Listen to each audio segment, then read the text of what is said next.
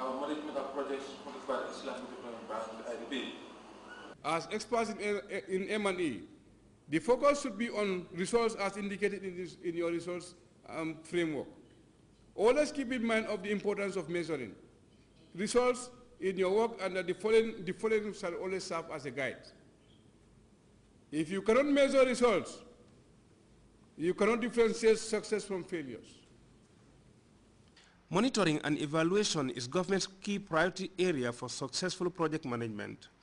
The 2-week tutorial on M&E for senior staff from government ministries and agencies implementing Islamic Development Bank and other donor-funded projects in the Gambia is therefore seen as a powerful tool for the attainment of the country's development aspirations. Louis Mendy, GRTS. Rio 2016 Paralympic Games may look like a distant event, but from now, the local Paralympic body is not taking anything for granted. Members of the National Paralympic Committee have converged for a 3-day capacity enhancement program thanks to the International Paralympic Federation, IPF. Famara Fofana reports the forum was aimed at preparing physically challenged athletes ahead of the Brazil Games following their encouraging performances in the London 2012 Paralympics.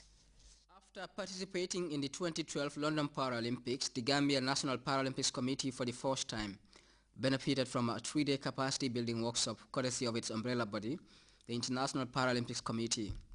The training, which brought together physically challenged within the committee's purview, forms part of the GNPC's 4-year strategic plan, better prepare the body's athletes for the upcoming Rio 2016 Paralympic competition. The GNPC has this year witnessed tremendous triumph and recognition in the recently concluded Paralympic competition in England, where 2 of its athletes competed. This landmark development, acknowledged by Suleiman Koli, was supported by the President of the Republic. 2012 this year was the year that we have taken part in the Paralympic Games in London 2012. As my Secretary General outlined here, that it all happens through the enabling environment created and conducive for all by our able President of the Republic, Sheikh Professor Dr. Al-Haji Yahya AJJ Jammeh, because he has been supporting us since 2007 when we traveled to Egypt for the Jaffa Games, and also our qualification and classification in Tunisia, which was fully sponsored by the President. That's what enabled us to take part in the London 2012 Paralympic Games.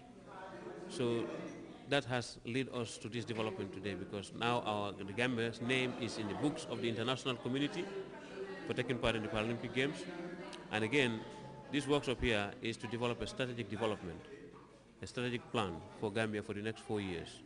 After having been poorly represented in previous Paralympic competitions due to late preparations and financial bottlenecks over the years, this approach taken by the committee's president is deemed a decisive one, which delighted the IPC to fund the Capacity Enhancement Forum. As the training is premised on fine-tuning the committee's managerial policies and prepares their athletes for Rio 2012, the realization of this desired goal, according to Carol Enriquez, Development Officer IPC, is only possible if the participants deliberate fully on the training.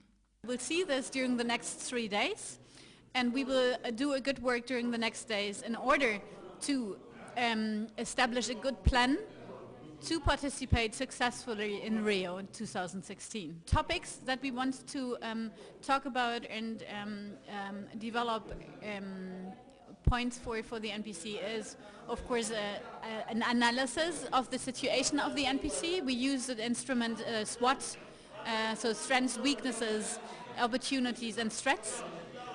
We will then also look into the core business of the NPC. So what kind of work does the NPC do? How do they do it and why? So also the motivational factors. We will then also look into the strategic plan of the NPC. So it is about the strategic goals and objectives. We will then also look into the athlete's performance pathway. So what does an athlete need to develop from the starting level up to participation in Paralympic Games? With this forum and more training packages said to be in the pipeline, there is a glimmer of hope that our Paralympians will deliver better in upcoming games. Famara Fofana, GRTS. The NAWIC Staff Association recently presented a check for $100,000 to the President's Alternative Treatment Program. The cash is intended to complement the President's efforts in providing free treatment for Gambians. Dr. Tamsir Mbow, Director General of the President's Alternative Treatment Program, thanked the organization for what he called a valuable gesture. Well, we hope to bring you details of that in our tomorrow's news bulletin. 2 years since apologizing for the role of Belgium in the assassination of Patrice Lumumba, a Belgian federal court has given the go-ahead for new investigations into the mysterious death of Congo's first lawfully elected prime minister. And South African authorities say Nelson Mandela is slowly recovering from a lung infection in a Pretoria military hospital. But many people in the Rainbow Nation are concerned and anxious about Madiba's health as he spends the 5th night in hospital. We'll be back with these stories and others after this break.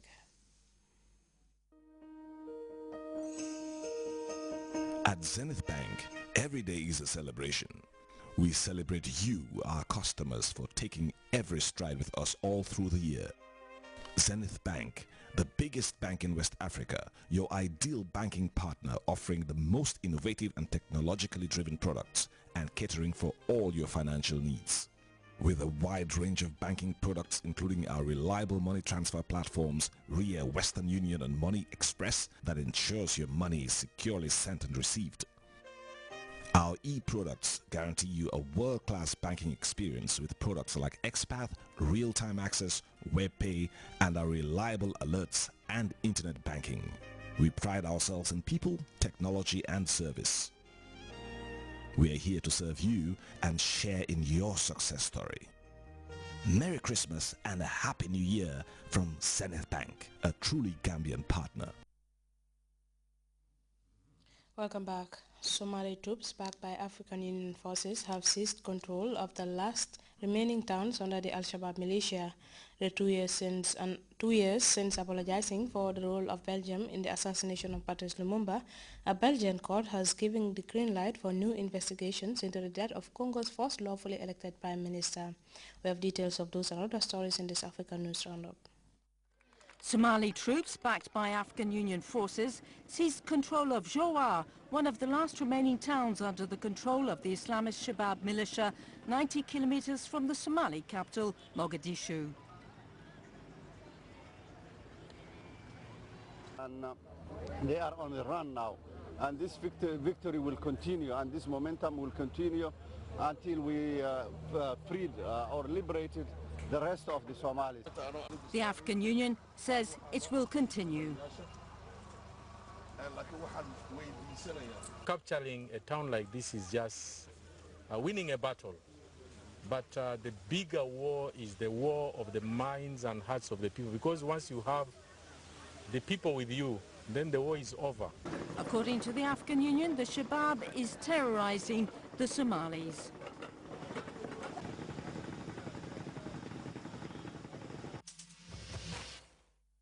Ghana's newly elected president stopped off for a visit to Nigeria on his way to Equatorial Guinea for a summit between the European Union and African, Caribbean and Pacific countries. John Dramani Mahama met with the Nigerian president, Goodluck Jonathan, on Wednesday. After elections, it's significant that this is the first country I should visit, just to cement the relations between our two great countries.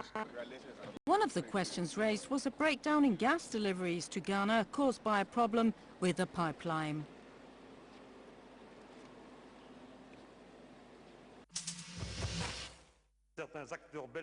In November 2010, the Belgian government, DR Congo's former colonial ruler, apologized for its role in the assassination of Patrice Lumumba.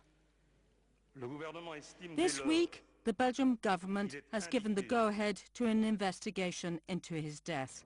A federal court in Brussels decided to allow the investigation into the role of 12 Belgians, 8 of whom are still alive. Patrice Lumumba was the first lawfully elected Prime Minister of Congo. His children filed a war crimes complaint in Belgium, Congo's former colonial ruler, a year ago. 50 years after his death, the reasons for why Patrice Lumumba was assassinated in 1961 are still unclear.